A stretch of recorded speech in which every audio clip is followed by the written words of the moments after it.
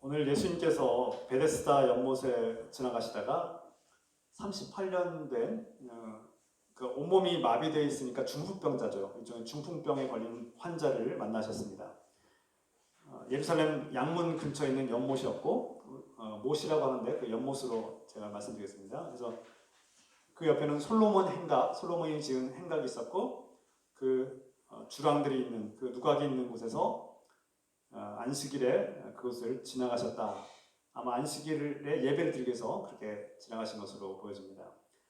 그런데 그 가운데서 그 솔로몬 행각이라 불리는 곳에는 그 연못 근처에 수많은 환자들이 있었다. 얼마나 많은 환자가 있었는지는 모르겠지만 많이 있었다.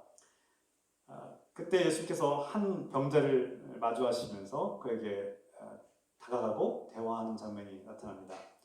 우리가 주목할 것은 그 병자가 예수님을 찾아온 것이 아니라 예수님께서 그 병자를 찾아가셨다는 것이 중요하죠. 우리가 예수님을 만난 것 같지만 예수님이 우리를 먼저 찾아오셨다는 것을 늘 기억해야 합니다. 이것이 은혜죠, 은혜. 그 병자는 아무것도 할 수 없는 꼼짝 못하는 중풍병 환자인데 예수님께서 그를 찾아오신 것이죠. 예수님께서 묻습니다. 그 환자에게 묻습니다. 네가 낫고자 하느냐? 세번역 성경에 낫고 싶으냐? 오늘날 우리 표현을 말하면 당신은 진정으로 병이 낫길 원합니까? 이런 표현이죠. 어떻게 보면 38년 동안 중풍병에 걸려서 쓰러졌고 사지가 마비되고 걷지도 못하고 앉지도 못하는 이 환자에게 누군가 적극적인 돌봄이 없으면 굶어 죽어야 되고 또 일상적인 사회생활을 할 수 없는 이 불행한 환자, 그리고 우리가 오늘날 현대 정말 최고의 현대 기술과 의학으로도 고칠 수 없는 중풍병자, 그가 38년, 3년도 아니고 1년, 3년도 아니고 38년 동안 이 고통 속에 있던 이 병자가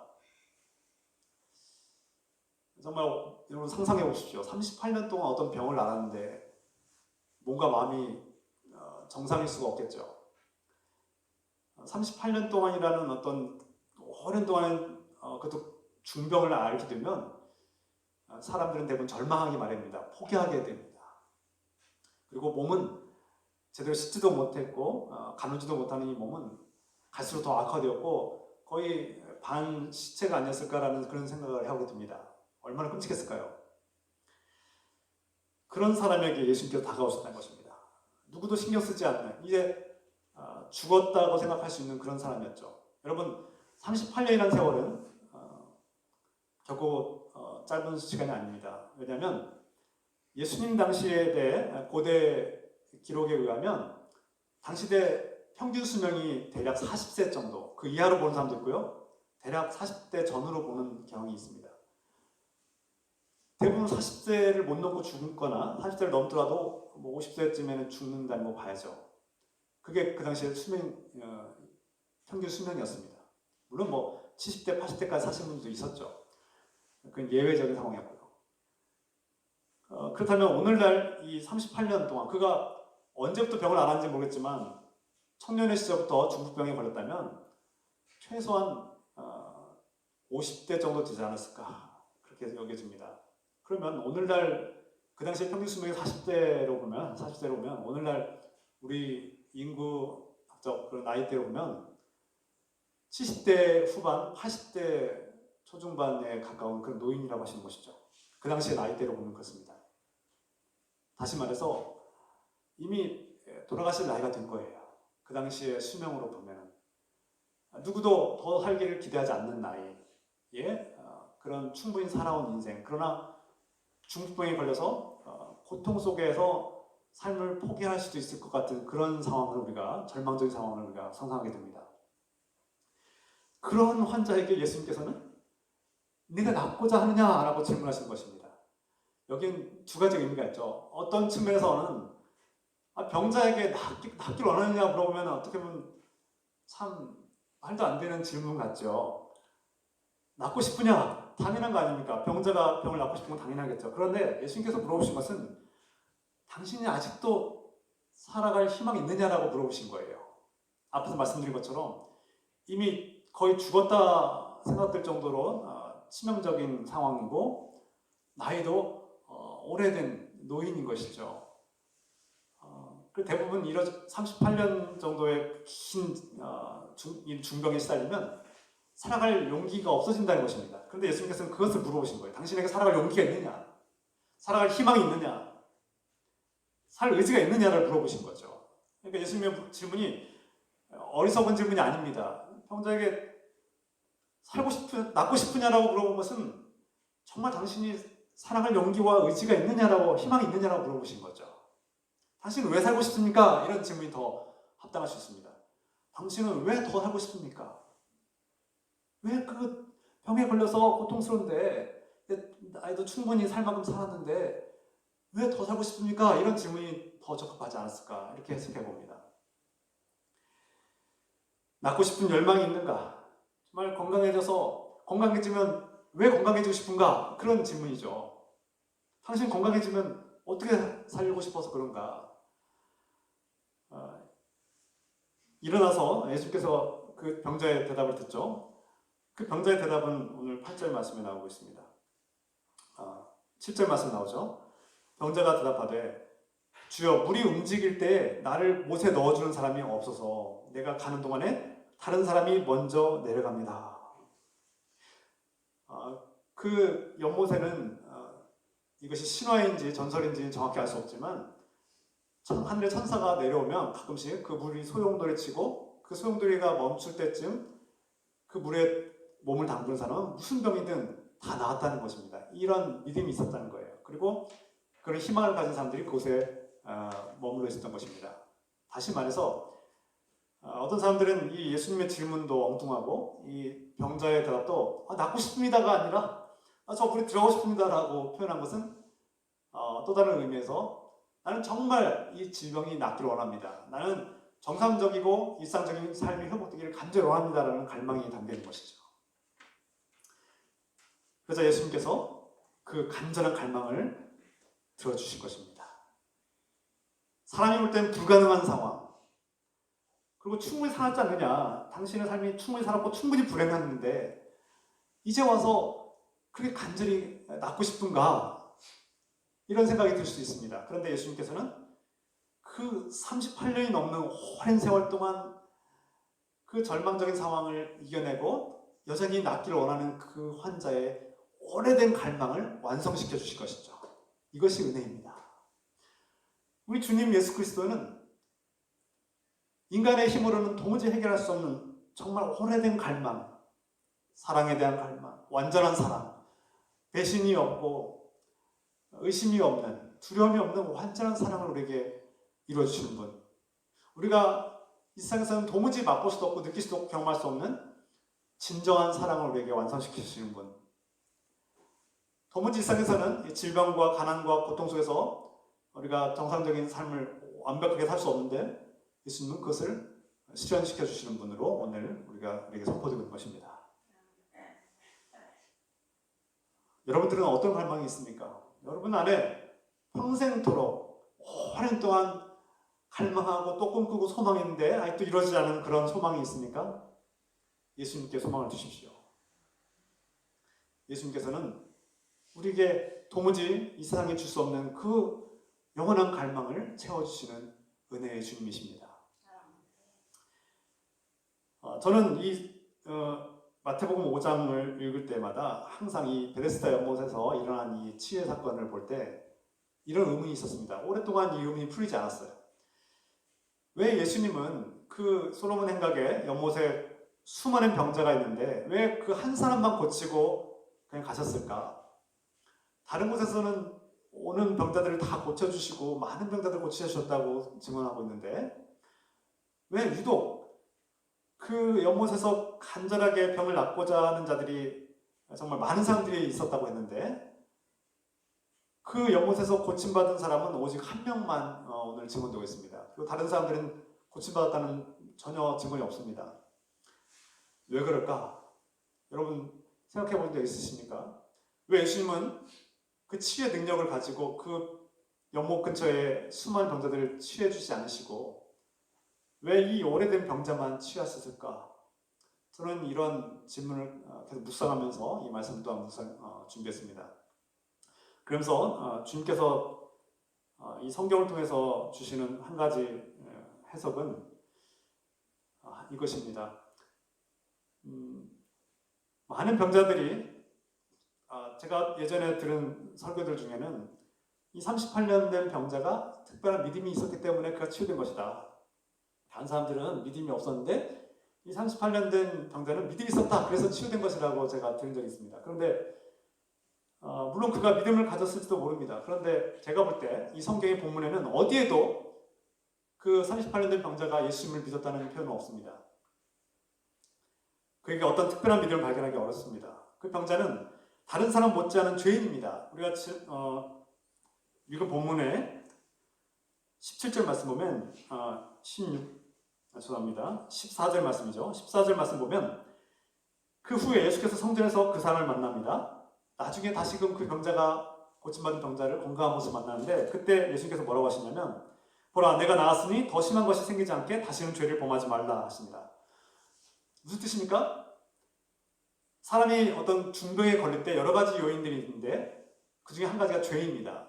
무조건 병의 원인은 죄라고 할 수는 없지만 그렇게 해서는 안 되지만 예수님이 분명히 말씀하신 것이죠. 네가 죄 때문에 그런 중병에 걸렸고 38년 동안 고통받았는데 앞으로 더 큰 병, 더 큰 심한 재앙이 닥쳐오지 않도록 죄를 범하지 말아라고 말씀합니다. 그러니까 너는 죄 때문에 그 큰 중병에 시달렸고 고통에 시달렸는데 또다시 죄를 지으면 더 큰 재앙이 너에게 임할 것이다 라는 말씀이죠.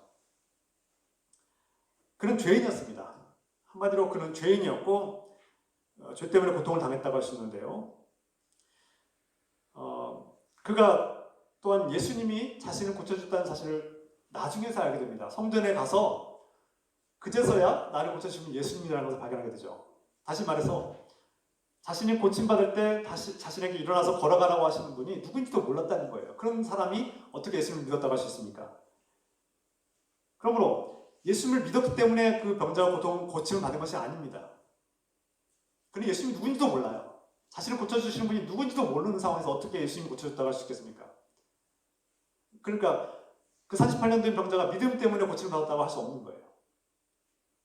그러면 어떻게 고침을 받았는가? 그리고 왜 많은 병자 중에 그 38년 된 병자만, 그 중풍병자만 고침을 받았을까? 제가 성령께서 주시는 한 가지 해석은 이것입니다. 그 연못에 물이 소용돌이 친 후에 멈출 때 그 물에 들어가면 병이 낫는다는 것을 믿는 사람들이 그곳에 모여있는 거 아닙니까? 그런데 그 천사가 다녀간 후에 가장 먼저 들어가려면 가장 빠른 사람이 이깁니다. 가장 빨리 걸어가고 기어서 가든 걸어가든 뛰어가든 가장 먼저 가는 사람이 반드시 그가 치유받게 돼 있죠. 나중에 온 사람은 치유 못 받는다는 얘기입니다.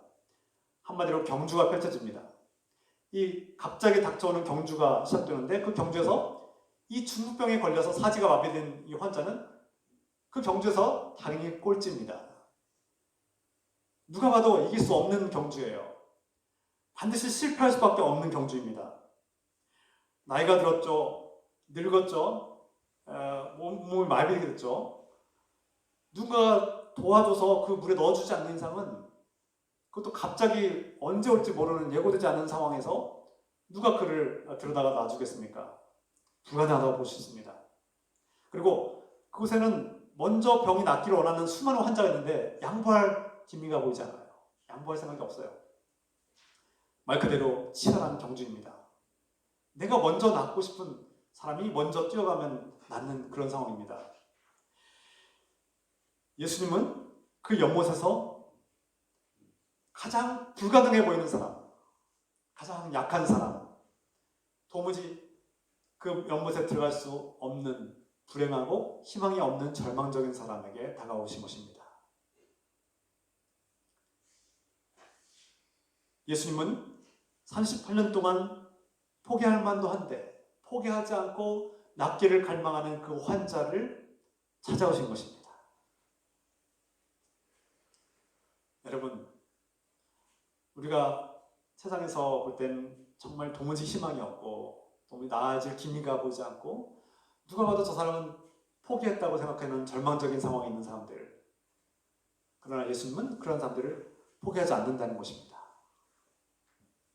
세상은 그들을 포기하고 버릴지 모르지만 우리 주님은 결코 포기하지 않는다는 것입니다. 그리고 그가 믿음이 있는지 없는지도 알 수 없지만 살고자 하는 열망, 생명을 얻고자 하는 열망, 다시금 자신의 삶이 회복되기를 간절히 열망하는 그의 오래되고 오래된 열망을 예수님께서 완성시켜 주신 것이죠. 그것이 하나님 나라의 은혜입니다. 우리가 이 땅에서는 도무지 이룰 수 없는 꿈들, 우리가 이 땅에서는 도무지 얻을 수 없는 참된 사랑과 평화와 자유, 기쁨, 영원한 기쁨과 영원한 감사와 영원한 행복은 이 땅에서 얻을 수 없는 것입니다. 반드시 실패할 수밖에 없고 우리는 이 땅에서 그 실패와 좌절을 경험할 수밖에 없습니다. 그런데 하나님 나라에서는 예수 그리스도의 은혜로 이것이 값없이 이루어진다는 것입니다. 이것이 은혜이죠. 제가 가끔씩 청년들에게 이런 설교를 합니다. 우리가 잘 알고 있는 전래동화 토끼와 거북이 이야기입니다. 토끼와 거북이가 경주를 해서 결론은 어떻게 됩니까? 놀라운 반전이 일어나죠. 우리가 이미 다 알고 있듯이 그 결론은 토끼가 승리하는 것이 아니라 거북이가 승리합니다. 놀라운 반전입니다. 애초에 이 경주는 불가능한 것이고 불공평하고 말도 안 되는 경기이죠. 토끼하고 거북이가 경주를 한다는 것은 불공평한 것입니다. 토끼는 엄청 빠르게 뛰어갈 수 있는 존재이고 거북이는 느리게 갈 수밖에 없는 존재입니다. 반드시 실패하게 돼 있고 이 경주는 거북이의 실패를 예고한 것입니다. 그런데 우리 전래 동화에서는 놀랍게도 토끼가 교만한 마음과 안이한 마음에 낮잠을 자고 쉬지 않고 최선을 다해서 달려간 거북이가 나중에 승리하게 된다는 놀라운 결말을 반전을 우리에게 얘기합니다. 이것이 바로 인생입니다. 누가 봐도 이 시작은 불공평하고 우리 인생은 출발이 불공평합니다. 누구는 금수저로 탄생하고 누구는 흙수저를 물고 탄생합니다. 죄송합니다. 말이 좀 틀렸죠. 누구는 태어나자마자 금수저를 물고 누구는 태어나자마자 흙수저를 물어야 되는 불공평한 게임에서 우리는 출발합니다. 이 세상은 기울어진 운동장과 같습니다. 누군가는 저기 몇 킬로미터 앞에서 출발하고 누군가는 저 뒤에서 출발합니다. 애초에 출발 자체가 달랐고 또 달릴 수 있는 능력이 다른데 어떻게 이 게임에서 승리할 수 있겠습니까? 불가능하죠. 그런데도 이 전래동화 토끼와 거북이 이야기는 우리 희망을 주는 거예요. 포기하지 말아라. 인생은 끝까지 가봐야 된다. 시작은 게임도 안 되고 불공평하고 억울한 출발이고 정말 말도 안 되는 게임과 경주이지만 이 인생이라는 경주는 태어나자마자 같이 출발할 수밖에 없는 겁니다. 이 게임과 이 경주는 포기할 수 없어요. 이미 나는 태어나서 흙수저를 무는 인생을 살게 되고 누군가는 금수저를 물게 됩니다. 그런데 포기하지 말라는 것입니다. 끝까지 가봐야 된다는 것이죠. 희망을 줍니다. 희망을 버리지 않는다면 이 불가능하고 말도 안 되는 불공평한 게임에서 당신도 이길 수 있다라는 희망을 줍니다. 물론 희박하죠. 그러나 주님께서는 말씀하고 있는 것이죠. 저 연못에 들어갈 수 있는 이 경주에서 이 38년 된 병자는 당연히 거북이와 같이 질 수밖에 없는, 실패할 수밖에 없는 인생입니다. 당연히 질 수밖에 없죠. 불가능한 인생입니다. 그런데 예수 그리스도를 만나고 그 불가능한 인생이 행복한 인생이 되었다는 것이죠. 그 누구도 해결해 줄 수 없는 이 38년 된 중풍병자의 갈망이 예수 그리스도의 은혜로 완성된 것입니다.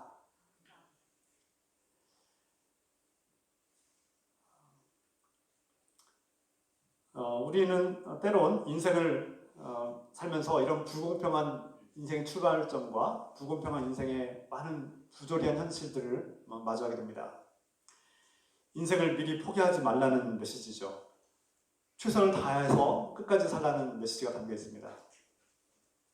우리 그리스도인들은 어떤 토끼가 잠들길 바라는 운을 기다리는 것이 아니라 예수 그리스도가 우리에게 오시면 그 누구도 해결할 수 없는 이 불가능한 내 인생의 문제가 내 오래된 갈망과 꿈이 완벽하게 완성될 것이라는 것을 깨닫고 믿으시고 이런 희망과 소망 속에 살아가길 부탁드립니다. 저는 그리스도인은 어떤 자세로 이 불공평한 경쟁 속에서 우리 그리스도인들은 어떤 자세로 살아가야 될 것인가에 대해서 또 말씀드리고자 합니다. 토끼와 거북이에서 결국 거북이가 이긴 것으로 승리하고 우리가 거북이도 이길 수 있구나라는 희망을 갖게 되는데 기독교적인 세계관과 해석으로 제가 다시 한번 각색을 해서 토끼와 거북이를 말씀드린다면 기독교적인 결말은 거북이가 결승점 한 5cm 남겨놓고 토끼를 기다리는 것입니다. 그리고 토끼가 잠에서 깨어나서 다시금 부랴부랴 달려오면 그 결승선에 토끼와 거북이가 손을 마주잡고 함께 나란히 결승을 통과하는 것을 저는 꿈꿉니다. 이것이 기독교적인 엔딩이 아닐까 생각하게 됩니다. 물론 어떤 사람들은 말합니다. 세상이 만든 스포츠 정신을 위배된다. 스포츠 정신에서는 양보하면 이것은 자존심 상하는 상대방을 모멸감을 주는 행동이다라고 그렇게 금기되어 왔습니다만 기독교적인 세계관과 해석, 기독교적인 자세는 바로 함께 입장하는 것이죠. 그 함께 면류관을 받는 것입니다. 영광의 면류관, 우승의 면류관을 함께 받는 것이 기독교적인 해석이 아닐까 생각하게 됩니다. 반드시 토끼는 지고 거북이가 이기는 것이 아니라 토끼와 거북이가 함께 가는 세상, 이런 세상을 꿈꿉니다. 경쟁은 이 자본주의 사회 구조와 인간 본성이 결합하면서 가속화되고 치열해졌습니다. 경쟁의 원인은 너무나 많습니다. 여기서 경쟁의 원인을 말하는 것이 아닙니다.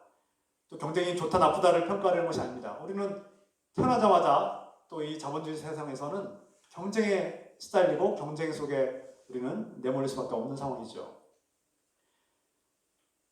경쟁 사회에서 그리스도인이 어떻게 살아야 할까요? 경쟁 속에서 우리가 더 치열하고 더 경쟁해서 쟁취하고 1등의 자리에 가야 합니까?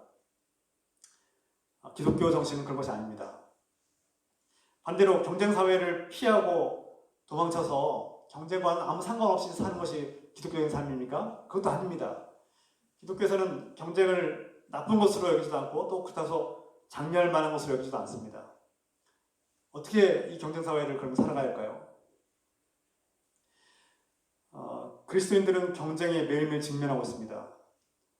여러분들은 직장에서 또 다른 기업들과 다른 회사들과 경쟁해야 되고 더 많은 사업의 어떤 그런 건들을 얻으려고 경쟁하고 있고 또 어떤 분들은 승진에 대해서 내가 승진하려면 더 저 동료와 경쟁해야 되고 더 많은 어떤 점수를 얻어야지 승진할 수 있고 여러 가지 경쟁을 하고 있죠. 음식점을 하신 분들은 다른 맛집들과도 경쟁해서 또 살아가야 됩니다.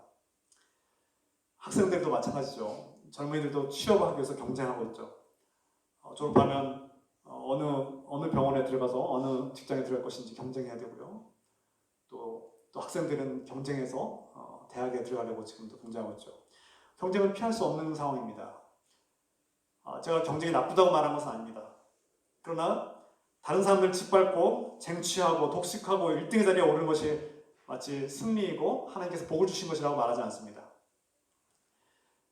오히려 경쟁을 직면하되 그 경쟁 속에서 그 토끼와 거북이가 나란히 손을 잡고 그 결승점에 갈 수 있는 그런 방법과 지혜를 찾기를 원합니다. 이것이 기독교적인 태도가 아닐까요? 물론 어렵습니다. 경쟁자와 함께 손을 맞잡고 함께 승리의 길로 가는 것은 때로는 이론적으로 윈윈 전략이라고 하죠. 윈윈 전략이라고 하는데 이론은 쉽지만 말은 쉽지만 실천하기는 참 어려운 일입니다.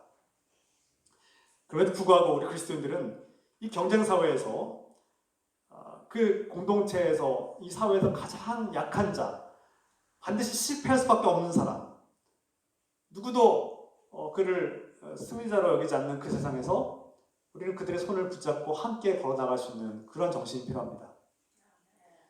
예수님께서 그 38년 된 중풍병자에 다가가셔서 그에게 낳고자 하는 열망을 확인하시고 삶에 대한 의지와 희망을 발견하신 예수님께서 그의 오래된 갈망을 완성시켜 주신 것처럼 그가 죄인임에도 불구하고 그가 어느 도덕적으로나 선한 것이 없음에도 불구하고 그를 불쌍히 여기시고 그를 사랑하시고 그를 구원해 주신 예수님의 은혜가 저 여러분에게 임하길 소망합니다.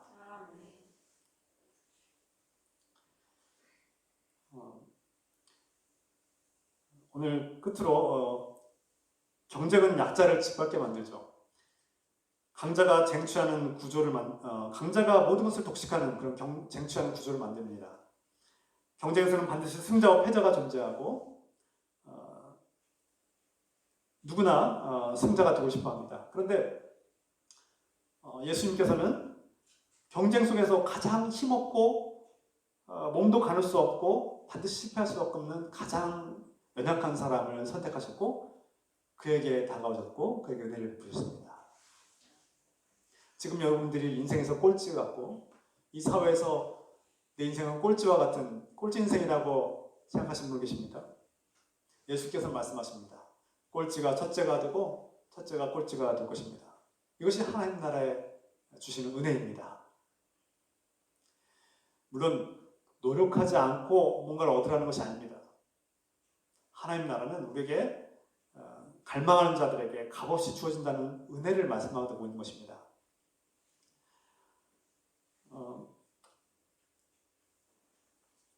오늘 가장 약한 자를 도우시는 하나님의 은혜를 우리가 함께 나누고 있습니다.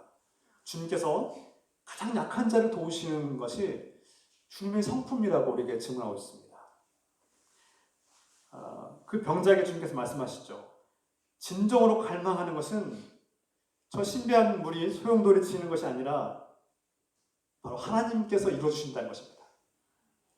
여러분들은 그 38년 된 중풍병자와 같이 내가 저 물에만 들어가면, 내가 저 목표만 달성하면, 내가 저 자리에 올라가기만 하면, 내가 돈을 저만큼만 벌면 행복할 텐데 그런 목표를 갖고 있지 않습니까? 근데 그 목표는 불가능합니다. 인생의 그 목표는 반드시 무너지고 말 것입니다. 정작 설사 그 목표를 이루어질지라도 여러분들은 진정한 행복을 느끼지 못할 것입니다. 그것은 여러분들의 우상이 되었고 그 우상은 여러분들을 배신할 것입니다.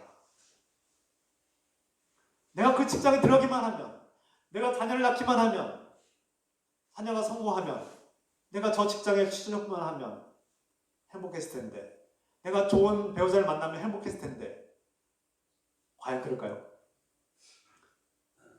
만약 그것이, 그 목표가 나를 행복해지게 만든다고 믿었지만 그 목표는 결국 우리를 불행하게 만들고 배신감을 느끼게 만들 것입니다. 여러분들의 배우자도 우리를 배신하고 진정한 사랑, 완전한 사랑을 주지 못합니다. 내가 아무리 많은 목표와 그 성과와 돈을 얻을지라도 그 돈은 우리를 배신하고 맙니다. 허무하고 공허함밖에는 남지 않죠. 아무리 많은 돈을 벌어도 우리는 공허합니다. 행복해지지 않습니다. 좀 편리해지긴 하겠죠.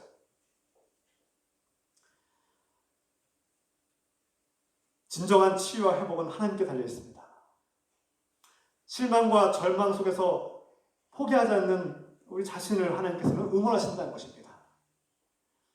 이 고장난 세상에서, 죄악으로 인해서 고장나고 불의가 가득한 이 세상 속에서 우리는 절망할 수밖에 없고 실패할 수밖에 없는 인생인데, 그럼에도 불구하고 진정한 사랑과 진정한 평화와 진정한 자유와 진정한 기쁨을 갈망하는 사람들에게 주님께서는 다가오시고 완성시켜 주실 것입니다. 그날이 예수 그리스도 안에서 이루어질 것입니다.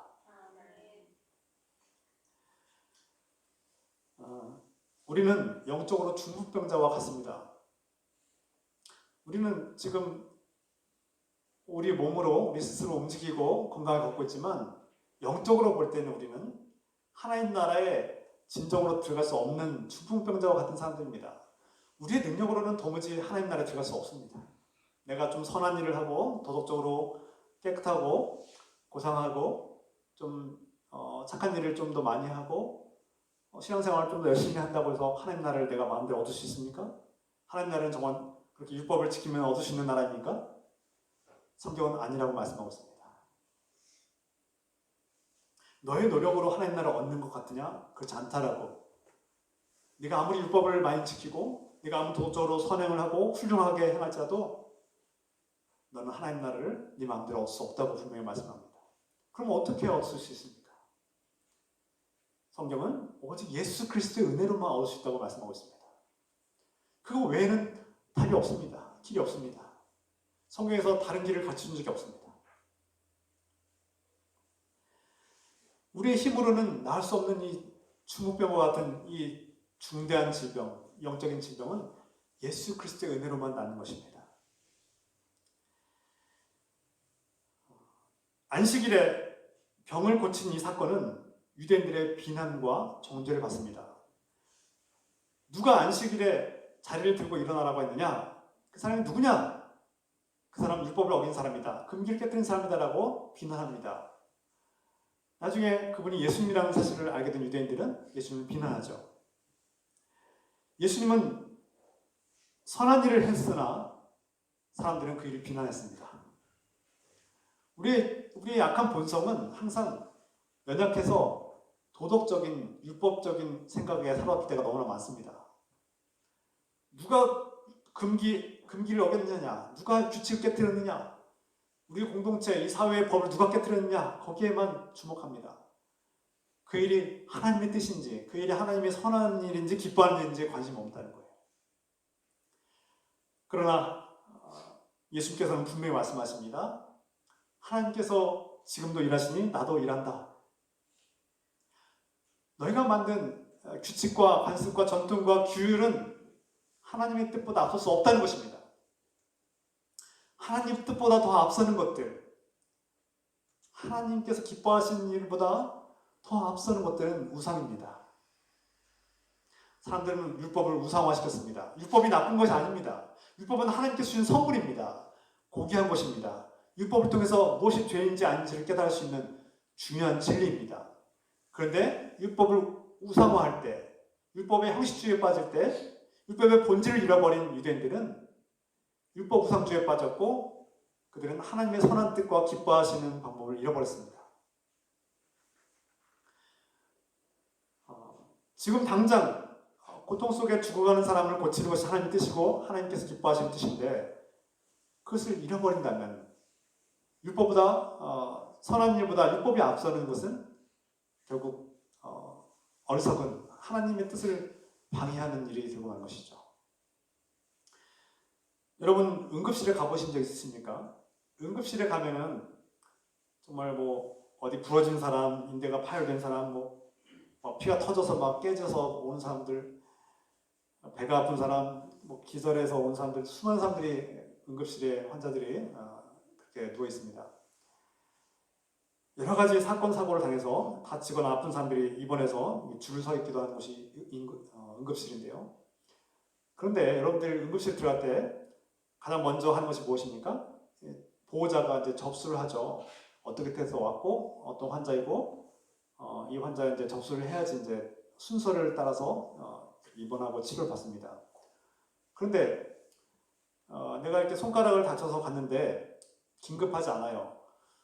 살짝 이거는 깨면 되는데 좀 시간이 여유가 있어요. 근데 나보다 뒤에 온 사람이 갑자기 머리가 깨져가지고 피가 철철 흐르고 여기저기 교통사고를 당해서 다 부러지고 지금 죽어가는 사람이 오면 어떻게 됩니까? 순서를 바꾸죠. 병원의 규칙은 먼저 온 사람이 순서대로 치료를 받을 권리가 있습니다. 먼저 온 사람이 치료받아야죠. 나도 아픈데. 그런데 그 규칙이 깨지는 순간은 나보다 더 심각한 사람이 응급 환자가 오면 나는 뒤로 밀려납니다. 그 응급 환자를 먼저 치료하는 것이 응급실의 또 다른 규칙입니다. 그런데 만약 누군가가 내가 먼저 순서표를 뽑았고 내가 먼저 접수했고 내가 먼저 왔으니 나를 먼저 치료해달라. 내가 아파 죽겠다. 저 사람은 죽든 말든 내가 먼저 치료받아야겠다. 이것이 규칙 아니냐 원칙 아니냐라고 우긴다면 어떻게 되겠습니까? 그러면 심각한 문제가 생기겠죠. 우리는 이미 다 알고 있습니다. 응급환자, 정말 더 위급한 환자가 먼저 치료받아야 될 권리가 있다는 것을 우리는 인정하고 그것을 존중해 줍니다. 그것이 아름다운 규칙이죠. 아름다운 원리입니다. 마찬가지입니다. 38년 된 중풍병자를 고치는 것은 위급한 환자를 먼저 고치는 것과 같은 원리입니다. 예수님께서는 많은 병자 중에 38년 된 병자를 고치신 것이 바로 하나님께서 기뻐하시는 선한 일이기 때문에 그렇게 하신 것입니다. 그런데 유대인들은 그가 규칙을 어겼다, 우리의 금기를 깨뜨렸다, 그를 비난합니다. 하나님의 뜻이 먼저입니다. 우리가 만든 규칙이나 세상이 만든 법보다 하나님의 기쁘시게 한 선한 일이 먼저인 삶이 되기를 소망합니다. 오늘 말씀을 마무리합니다. 우리는 경쟁 사회에서 살고 있습니다. 경쟁은 피할 수도 없고 또 오늘 현대에서는 경쟁은 너무 치열한 것입니다. 경쟁이 나쁘다는 것도 아니고 경쟁을 피해서 도망치라는 것도 아닙니다. 경쟁과 직면하되 경쟁이 절대적인 것이 되지 않도록, 경쟁이 나의 우상이 되지 않도록 우리가 그것을 지혜롭게 살펴야 된다는 말씀을 드렸습니다. 경쟁이 절대화된 사회, 경쟁이 우상화된 사회, 그 경쟁에서 마치 경쟁을 금기를 깨뜨리고 그 결승점에 손을 잡고 함께 입장하면 비난하는 그런 시대가 아닌가 돌아보게 됩니다. 우리는 경쟁에서 실패하거나 때로는 도태하거나 때로는 절망적인 상황에 처할 때도 있습니다.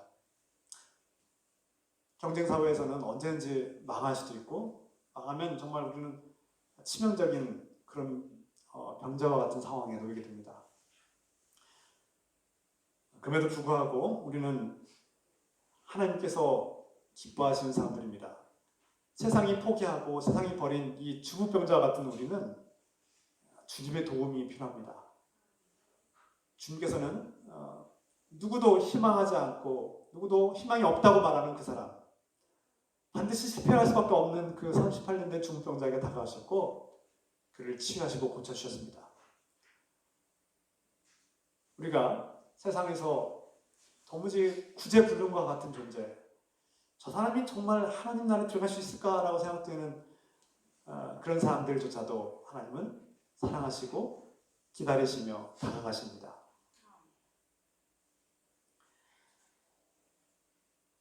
그리고 예수님께서는 말씀하시죠. 보라, 네가 말끔히 나았다. 다시는 죄를 짓지 말라. 그래야 더 나쁜 일이 너에게 생기지 않도록 하라고 말씀하십니다.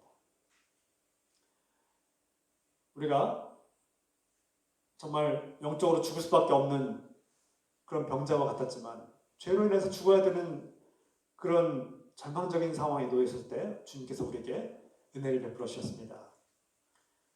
그런데 우리가 은혜를 받고 하나님 나라의 영원한 생명을 얻었는데 어떻게 살아야 됩니까?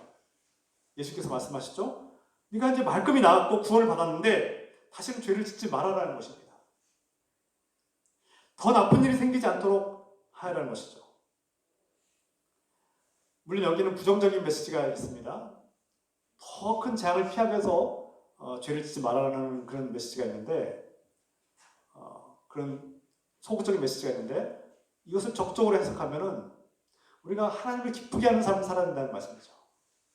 우리가 하나님께로부터 은혜를 받고 구원을 받은 것은 하나님을 기쁘게 하기 위해서 살아가는 것입니다.